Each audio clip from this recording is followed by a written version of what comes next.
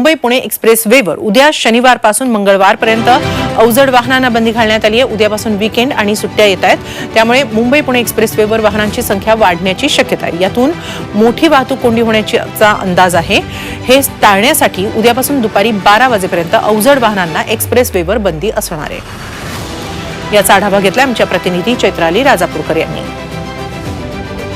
सलग येणाऱ्या सुट्ट्यांमुळे पुणे मुंबई एक्सप्रेस हायवेवरील बोरघाटामध्ये वाहनांची संख्या वाढल्यामुळे सतत वाहतूक कोंडी जी आहे ती होत असते आणि याच वाहतूक कोंडी होऊ नये यासाठी महामार्ग पोलिसांनी आता उपाययोजना केलेली आहे। येणाऱ्या 6 एप्रिल ते 9 एप्रिल पर्यंत लॉंग वीकेंड असणार आहे आणि या लॉंग वीकेंड दरम्यान पुणे मुंबई एक्सप्रेस हायवे वरती ट्रॅफिक जाम होण्याची शक्यता महामार्ग पोलिसांकडून वर्तवण्यात आलेली आहे आणि त्यामुळेच आता महामार्ग पोलिसांनी जे आहे ते सकाळी 6 ते दुपारी 12 वाजेपर्यंत अवजड वाहनांना बंदी घातलेली आहे। पुणे मुंबई एक्सप्रेस हायवे वरती 6 एप्रिल ते 9 एप्रिल पर्यंत ही वाहनांना जे आहे सकाळी 6 ते दुपारी 12 वाजेपर्यंत अवजड वाहनांना बंदी असणार आहे।